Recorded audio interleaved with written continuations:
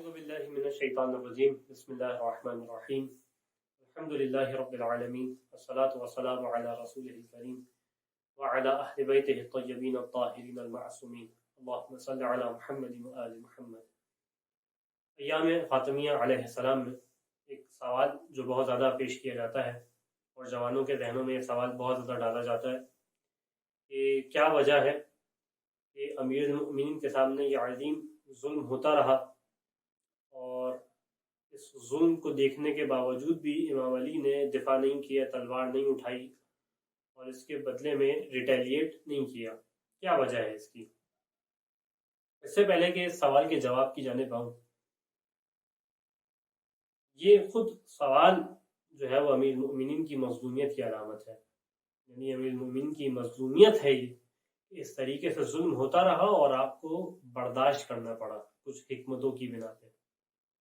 یعنی اس سے بڑی کوئی مظلومیت نہیں ہوگی کسی شخص کے لیے، اتنا عظیم ظلم اس کے سامنے ہو رہا ہو اور وہ قادر ہو اس کو روکنے کے اوپر، پھر بھی اس کو صبر کرنا پڑے۔ ایک امام علی کی مظلومیت کی انتہا ہے یہ۔ اس کے بعد اس جواب کو پہلے نفسی طور پہ پیش کرتا ہوں، اور اس سے مراد کیا ہے؟ اس سے مراد یہ ہے کہ اسی قسم کا قضیہ اور بھی کئی موارد پر ہمیں دکھائی دیتا ہے کہ جہاں پہ اشکال کرنے والا ان موارد میں اشکال نہیں کرتا لیکن آگے اس مورد میں اشکال کرتا ہے، اور وہ یہ کہ اللہ کے حبیب نے جب ابتدا میں اسلام کی دعوت دینا شروع کی اور لوگوں تک اسلام پہنچانا شروع کیا تو کئی مشکلات کا سامنا تھا۔ حتی طائف میں اللہ کے رسول کے اوپر کئی پتھر برسائے گئے، لہو لہان کر دیا گیا اللہ کے رسول کو۔ اس کے علاوہ اور کئی مقامات پہ اللہ کے رسول کے اوپر کئی ظلم ہوا۔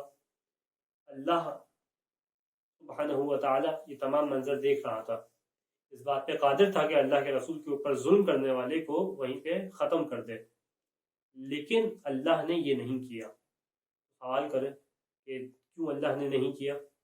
کہ اللہ جو ہے وہ تمام ظلم کرنے والے کے ہاتھ کو شل نہیں کر سکتا تھا، اپنے حبیب کو لہو لہان ہونے سے نہیں بچا سکتا تھا، لیکن اللہ نہیں بچایا۔ اللہ نے سوال کریں کیوں نہیں بچایا؟ اسی طریقے سے اللہ کے رسول کے علاوہ باقی انبیاء کہ جن کے اوپر ان کی امتوں نے ظلم کیا، یہاں تک کہ بعض انبیاء کو امتوں نے قتل کر دیا، لیکن اس قتل کے باوجود بھی ہمیں یہ دکھائی نہیں دیتا کہ اللہ نے جو ہے وہ آسمان سے بعض امتوں کے اوپر عذاب بھی نازل کیا۔ لیکن جس وقت نبی کو قتل کیا جا رہا تھا اس وقت اللہ درمیان میں نہیں آیا، اور درمیان میں آنے کے بعد امت اور نبی کے درمیان حائل نہیں ہوا کہ نبی کی جان بچ سکے۔ سوال کریں وہاں پہ بھی کیوں نہیں کیا؟ اسی طریقے سے خود اللہ کے رسول، آپ کہیں کہ آپ خدا کو چھوڑیں بندوں کی بات کریں، تو خود اللہ کے رسول کا معاملہ اگر دیکھا جائے، یہ ایک طویل عرصہ ہے کہ جو اللہ کے رسول نے اسلام کا اعلان کرنے کے بعد سے ہجرت تک گزارا اور ہجرت سے پہلے تک گزارا، اور وہ مکے کے اندر ایک مشکل دور تھا مسلمانوں کے لیے کہ جو لوگ بھی اسلام کا اعلان کرتے تھے کہ ہم مسلمان ہوئے، ان کے اوپر ظلم و ستم شروع ہو جاتے تھے۔ آسان دور نہیں تھا وہ، حتیٰ بعض افراد کے اوپر اس طریقے سے ظلم ڈھائے گئے کہ ان کو شہید کر دیا گیا، لیکن اللہ کے رسول نے سب کو برداشت کیا، اور برداشت کرنے کے بعد بھی اعلان جنگ نہیں کیا مکے کے اندر۔ حتیٰ حجر عسقلانی جو برادران اہل سنت کے انتہائی مشہور و معروف شخصیات میں سے ہیں، وہ اپنی کتاب میں کیا لکھتے ہیں کہ جب جناب عمار یاسر کی والد اور والدہ کے اوپر ظلم کیا جا رہا تھا، کان رسول اللہ یمر عمار و امہ و ابیہ، ان کے پاس سے گزرے، وہم یعذبون بالابطاح فی رمضان مکہ، اور ان کے اوپر ظلم کیا جا رہا تھا، مکے کی مٹی پہ لٹایا ہوا تھا، ان کے اوپر ظلم ہو رہا تھا۔ اس موقع کے اوپر بھی اللہ کے رسول نے ان کی جانب سے دفاع نہیں کیا۔ ایسا نہیں ہے کہ جو ظلم کر رہا تھا اس کے خلاف جو ہے وہ فوراً جنگ شروع کر دی، بلکہ کیا کیا؟ فَيَقُولُ صَبْرًا یا آل یاسر، کہ اے آل یاسر صبر کرو، تم موعدکم الجنہ، تم سے اللہ کا وعدہ جنت کا ہے۔ یعنی اس موقع کے اوپر بھی صبر کر رہا ہے اللہ کے رسول، دفاع نہیں کر رہے۔ تو آپ سوال کریں نا اللہ کے رسول کے اوپر کہ کیوں دفاع کر رہے ہو، کیوں صبر نہیں کر رہے؟ اس کا مطلب ہے کہ بعض ایک مقامات ہیں جہاں پہ حکمت کا تقاضا یہ ہوتا ہے کہ جنگ نہ کی جائے بلکہ صبر کیا جائے. یہ تو اس کا جواب نقضی ہو گیا، یعنی جو آپ اشکال کر وہی کئی موارد پہ پایا جاتا ہے. اب آتے ہیں جواب حلی کے پاس کہ جواب حلی کیا ہے اس کا. اور جواب حلی میں پہلی بات تو یہ کہ آپ سے کس نے کہا کہ امیر المؤمنین نے بالکل دفاع نہیں کیا اور تمام قضیہ ہوتا رہا اور امیر کائنات امیر المؤمنین ہاتھ پہ ہاتھ دھرے بیٹھے رہے اور یہ قضیہ دیکھتے رہے؟ نہیں ہے، بلکہ وہ کتاب، وہ بنیادی منبع جس سے یہ واقعہ ہم نقل کرتے ہیں کہ کتاب سلیم ابن قیس ہلالی نے جو کتاب لکھی جو اسلام کی تاریخ کی اولین کتب میں سے ہے اور جس پہ ہم باقاعدہ تکیہ کرتے ہیں، جس کو ہم جو ہے وہ موثق کتاب مانتے ہیں. اس کتاب کے اندر جب روایت نقل کرتے ہیں اور یہ تمام قضیہ نقل کرتے ہیں تو اس قضیے کے فوراً بعد ایک جملہ کہتے ہیں، اور روایت کون کر رہے ہیں؟ جناب سلیم سے جناب سلمان فارسی روایت کر رہے ہیں، کیونکہ خود رسول کے نزدیک انتہائی مقرب ترین شخصیات میں سے ہے کہ سلمان من اہل البیت، اتنا ایک عظیم مقام ہے ان کا. یہ کیا کہتے ہیں کہ وَوَصَبَ عَلِيُّ بْنُ أَبِي طَالِبٍ فَأَخَذَ بِتَلَابِيبٍ، کہ جیسے ہی یہ ظلم ہوا، مولا کائنات سے بیٹھے دیکھ نہیں رہے تھے، جیسے ہی یہ ظلم ہوا فوراً آگے بڑھے اور اس شخص کو، ظالم کو روکا امیر کائنات نے. اخذ بتلابیب، گریبان سے پکڑا، ثم حذہ فصرعہ، اور اس کے بعد پکڑ کے زمین پہ پٹک دیا. یہ مولا کائنات صرف دیکھ نہیں رہتے بلکہ دفاع کے لیے فوراً آگے بڑھے جیسے ہی واقعہ ہوا. وجع انفہ، اور یہاں تک کہ زمین پہ دھکیلنے کے بعد اور زمین پہ گرانے کے بعد ناک کے اوپر زوردار طریقے سے مارنے لگے. یعنی یہ تمام مولا کائنات اس طریقے سے صرف دیکھ نہیں رہے. یہاں تک سلمان کہتے ہیں، اب دیکھیں ابھی عجیب معاملہ ہے، یہ امیر المومنین کی دل کی کیفیت ہے لیکن بتانے والے سلمان ہیں. ورنہ کوئی اور راوی ہوتے تو شاید کہتے راوی کا اپنا خیال ہے، لیکن کیونکہ سامنے سلمان ہے اس طریقے سے بات کو نہیں انکار کیا جا سکتا. کیا کہتے ہیں؟ وَهَمَّ بِقَتْلِهِ، اور اس موقع پہ مولا کائنات نے قتل کا ارادہ کیا لیکن قتل کو چاہا کہ بس اب جو ہے وہ عظیم ظلم ہو گیا، اس کے بعد قتل کر دوں. لیکن کیا ہوا؟ فَذَكَرَ قَوْلَ رَسُولِ اللَّهِ وَمَا أَوْصَى بِهِ مِنَ الصَّبْرِ وَالطَّاعَةِ، لیکن اس موقع پہ اللہ کے رسول کا قول یاد آ گیا جو اللہ کے رسول نے وصیت کی تھی امام علی کو کہ صبر کرنا. اللہ کے رسول یہ صبر کیا، یہ قول یاد آ گیا اور وہ اطاعت کی وصیت یاد آ گئی جس کی وجہ سے امیر المؤمنین نے اپنے ہاتھ کو روک لیا. اور اس موقع پہ امام علی نے ایک جملہ کہا، اسی روایت میں موجود ہے کہ لولا کتاب من اللہ سبق لا علمت انک لا تدخل بیتی. دیکھو اگر کتاب الہی نہ ہوتی، یہ وعدہ نہ ہوتا تو تم جانتے کہ تم میرے گھر میں داخل نہیں ہو سکتے. تو اس کا مطلب ہے کہ امیر المومنین نے صرف اس وعدے کی بنا پہ اپنے آپ کو روک لیا. اور یہ وعدہ کب ہوا تھا رسول خدا سے؟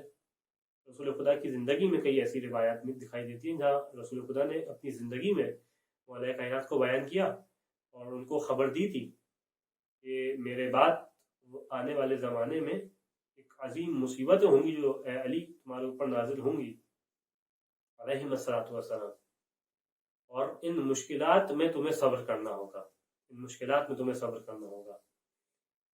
روایت ہے کہ جب اللہ کے رسول کا آخری وقت تھا اور آخری وقت میں جناب سیدہ سلام اللہ علیہ اور مولا کائنات علیہ السلام تشریف فرما تھے تو ثم اقبل النبی علی علی، روایت کے جملے ہیں کہ رسول خدا مولا کائنات کی جانب متوجہ ہوئے اور کہا یا علی انکا ستلقی بعدی علی قریش شدہ،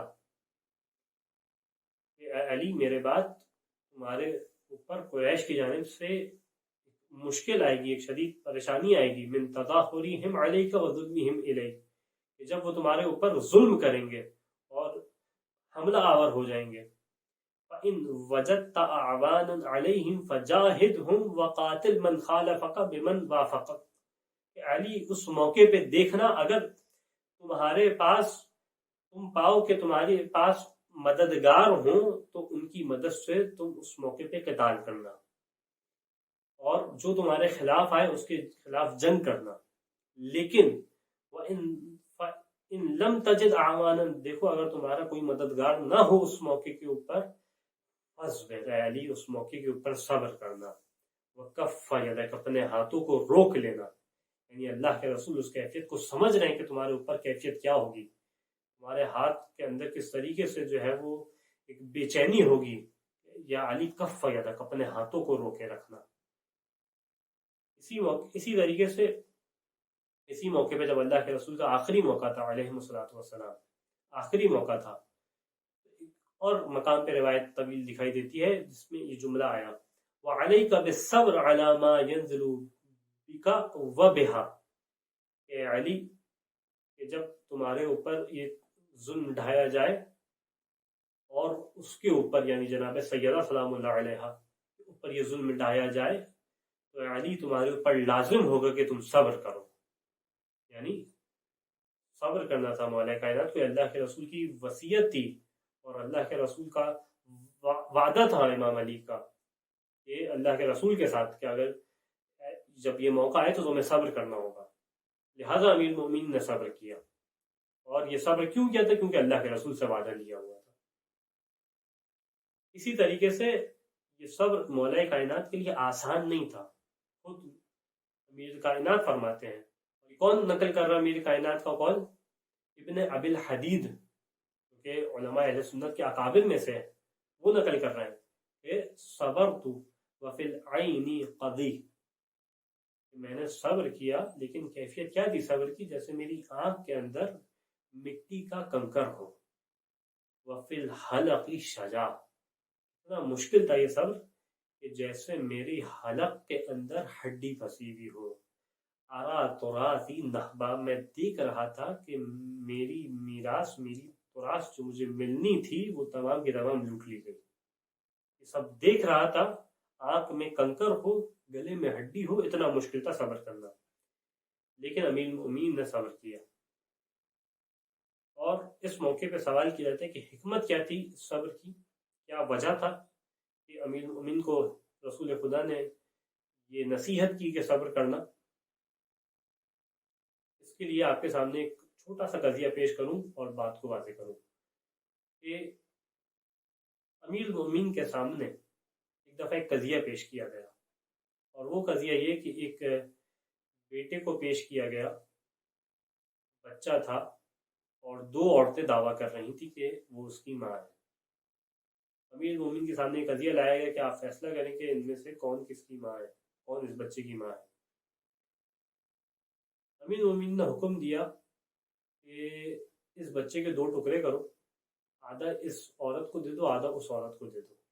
تو وہیں پہ ایک عورت آگے بڑھی ان دونوں میں سے اور کہا کہ امیر المومنین اس کو پورا بچہ دے دیں اور مجھے میرا حق چھوڑ دیں. امام نے کہا کہ یہ اس کی ماں ہے. وجہ کیا تھی؟ کہ ماں دیکھ رہی تھی کہ میرے بچے کے 2 ٹکڑے ہو رہے ہیں. اس کو اس بات کی فکر ختم ہو گئی کہ بچہ میرے پاس جائے یا اس کے پاس جائے، اس کو فکر اس بات کی تھی کہ میرا بچہ بچ جائے. اسلام بھی ابھی اپنے نو مولود کیفیت میں تھا، اسلام بھی ابھی اپنے ابتدائی مرحلے میں تھا. اللہ کے رسول کو ہجرت کیے ہوئے ابھی صرف 11 سال ہوئے تھے. اس کیفیت میں اگر امام علی بڑھ کے جنگ کرتے تو بجائے یہ کہ اسلام بچانے کی جنگ ہوتی، خود مسلمانوں میں ابتدائی مرحلے میں تفرقے کی وجہ سے اسلام ختم ہو جاتا جو اہل اسلام کو قبول نہیں تھا. لہذا امیر المؤمنین نے صبر کیا تاکہ اصل اسلام بچ سکے.